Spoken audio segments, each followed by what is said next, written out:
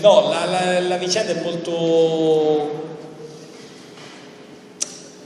Diciamo, la vicenda ha più piani, perché in questo momento ci sono tante questioni. In Italia, a mio giudizio, negli ultimi, per tanto tempo si è pensato che le infrastrutture pubbliche, siccome sono di tutti, non sono di nessuno.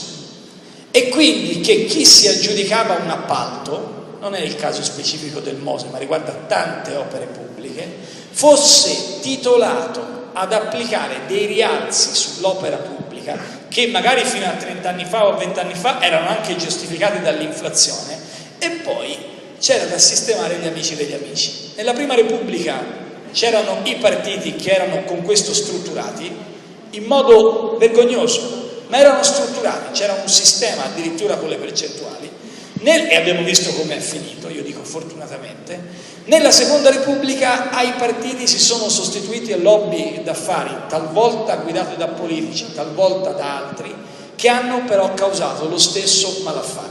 Bene, io non entro nel merito, sono convinto che il Mose sarà un sistema che tecnicamente sarà, come è stato ricordato, all'avanguardia, che aiuterà Venezia. Quello di cui sono certo è che chi ha sbagliato, e parlo innanzitutto dei politici, ha il dovere di pagare, perché non è immaginabile che torni tra 20 anni gli stessi corrotti e corruttori, come è accaduto in una vicenda analoga a Milano, dove sono tornate le stesse facce. Queste sono cose che fanno cadere le gote, per utilizzare lo stesso tecnicismo giuridico.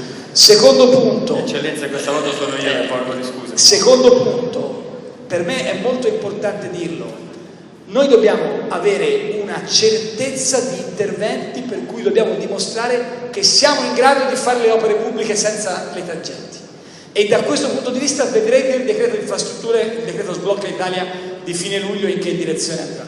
Terzo punto, io profondamente credo nel fatto che di fronte alle difficoltà ci sono due modi di reagire.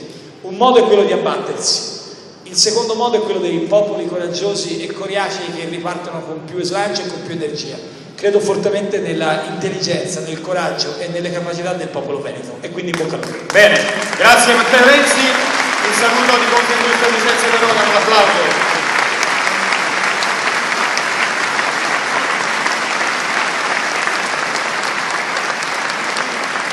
Bene,